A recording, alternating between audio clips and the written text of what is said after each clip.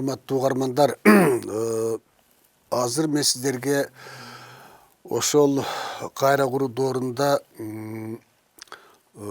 кайра куруу доорунун бир өтө маанилүү Кыргызстандын мисалында эмес, жалпы Советтер Союзунун мисалында болуп өткөн бир маанилүү окуя тууралуу айтып бергим келип атат. Себеби бул окуя менен андан кийинки тарыхый процесстердин ортосунда, айрыкча эгемендик доорунун ортосунда өтө тыгыз жана органикалык байланыш бар. 1986 жылы Горбачев бийликке Михаил Сергеевич Горбачев СССРдин эң биринчи жана эң акыркы президенти, өтө зор мааниси бар тарыхый инсан Михаил Сергеевич Горбачев бийликке келгенден кийин бир жыл өткөндөн кийин Чыңгыз Төрөкулович Айтматов, биздин улуу жазуучубуз, бир чоң демилгени көтөрдү. Мен мурунку лекцияларда айтып өттүм, кайра куруу доорунун шарттаган эң негизги факторлордун бири албетте кансыз согуш, холодная война деген нерсе болду. Бул кансыз согуш деген ок атпаса дагы башка тармактарда, экономика тармагында, информациялык тармактан өтө зыян келтирген, бул ушундай бир залакалуу, өтө залакасы оор бир процесс болгон. Бул кансыз согуш деген болжол менен 30 жылга созулган кармаш, анын акыры Советтер Союзунун кулашы менен бүткөн. Бул жөнүндө мен мурунку лекцияда айттым эле. Ошол кансыз согуштун залдарынан кантип кутулуу керек деген ой ошол кездеги эң негизги өтө маанилүү ойлордун бири болчу.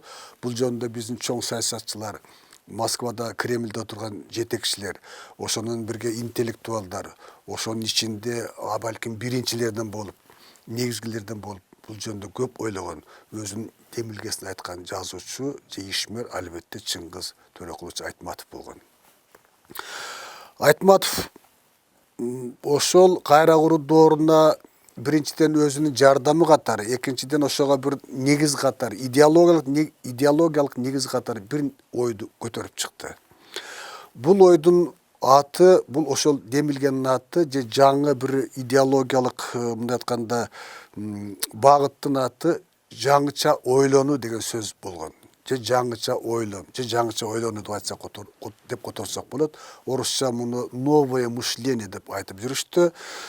Муну эң биринчилерден болуп көтөрүп чыккан биздин Айтматов болгон. Албетте эми Кремльде Советтер Союзунун башында отурган Горбачев муну албетте өзүнүн жеке салым катары айтып жүрдү. Бирок адабият чөйрөсүндө бул жөнүндө биринчи айтып чыккан Чыңгыз Төрөкулович Айтматов болгон.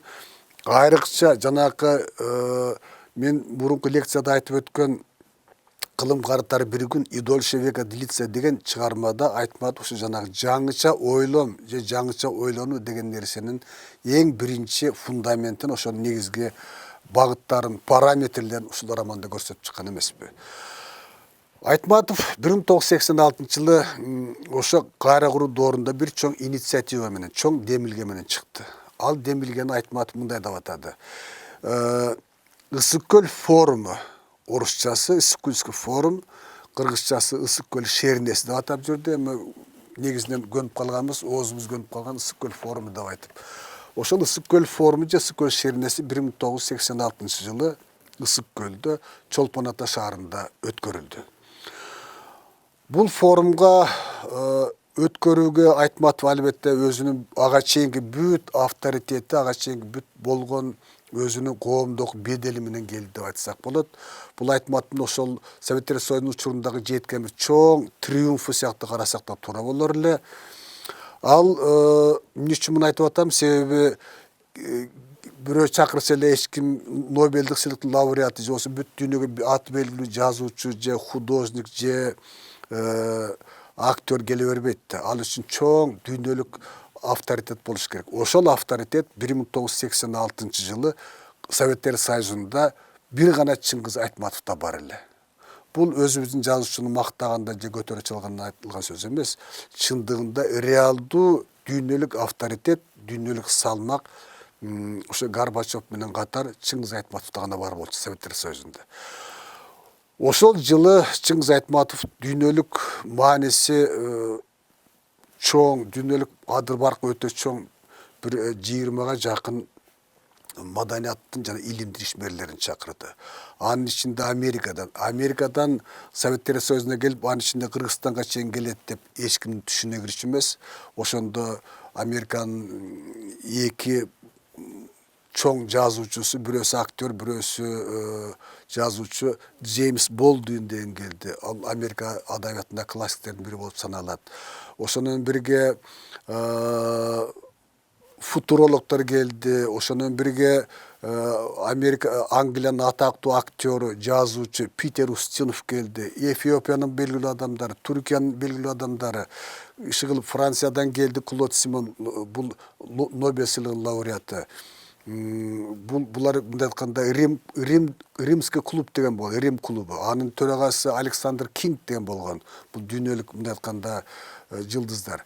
Ушулардын баары Айтматтын кадыр баркы менен Советтер Союзуна келүүгө макулдугун берип, коркпой, анткени Советтер Союзун дайыма бир коркунучтуу мамлекет, опурталдуу мамлекет, эч качан колунан жакшылык келбеген мамлекет деп пропаганда кылып жүргөн дүйнөдөн ушинтип коркпой Россияга келип, Россиядан Москва, Советтер Союзуна, андан кийин биздин Бишкектин Чолпон Атага барышы. Бул чынын айтканда триумф бир жагынан, экинчи жагынан бул өтө чоң сенсация болду.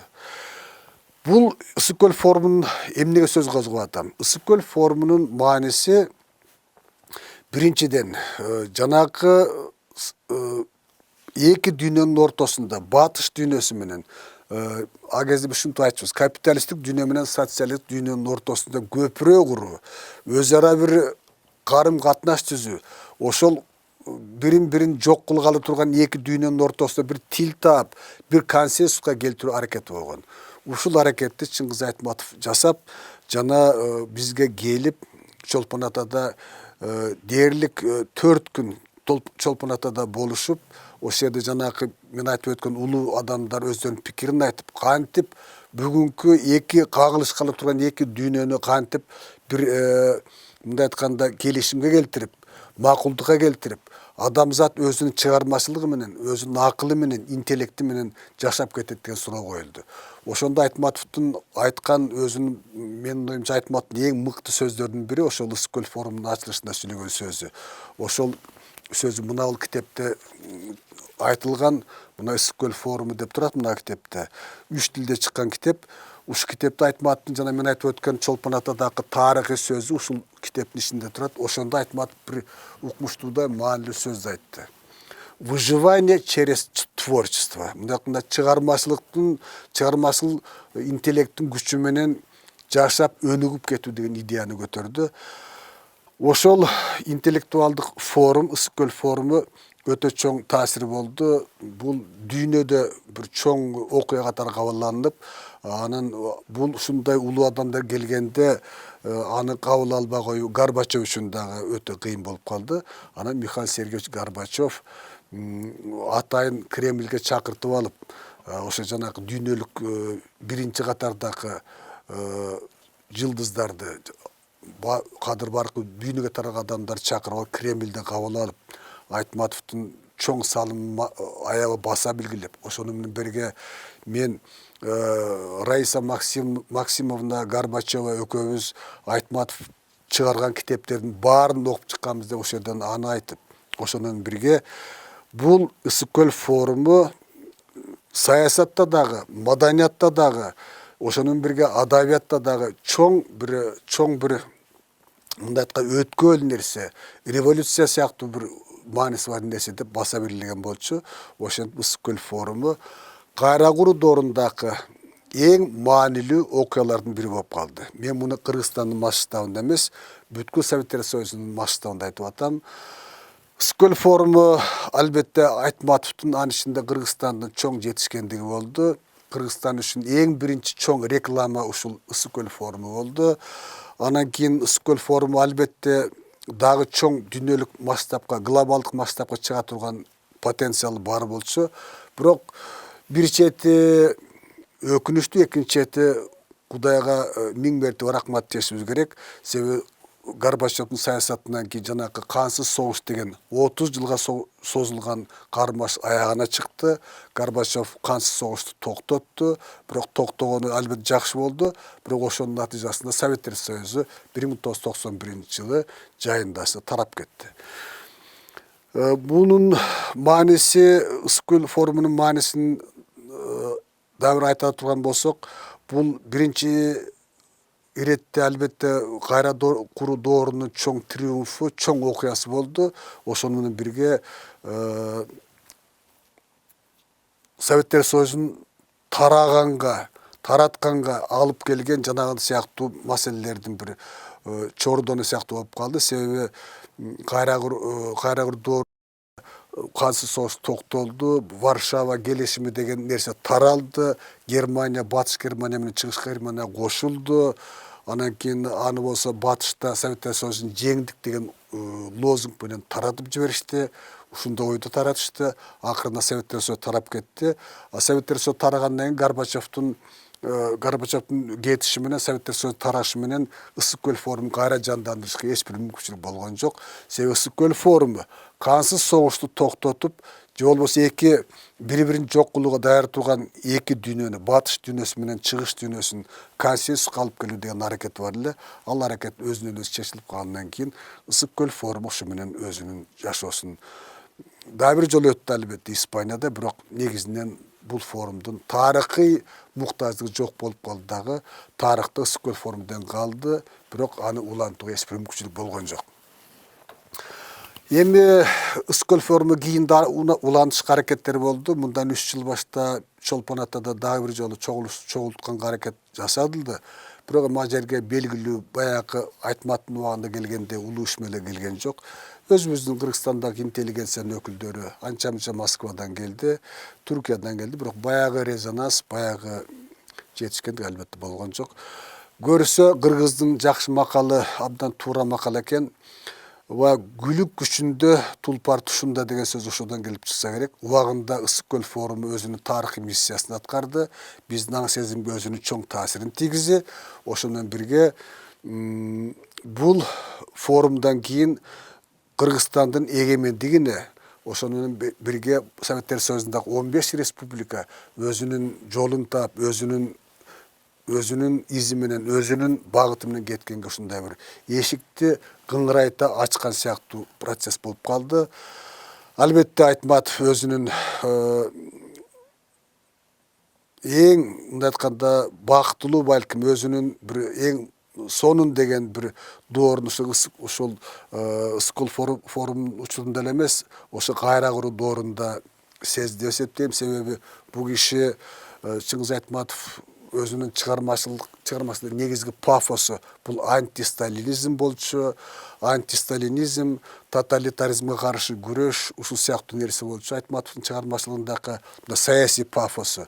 Ана ошол пафосту мына Ысык-Көл форумунда Айтматов ачык айтып, эч кандай чыгармачылык образдар эмес, ачык сөз менен, ачык тике сөз менен айтып түшүндүрдү дагы. Айтматовдун өзүнүн бир апогей ушул жылдар болду.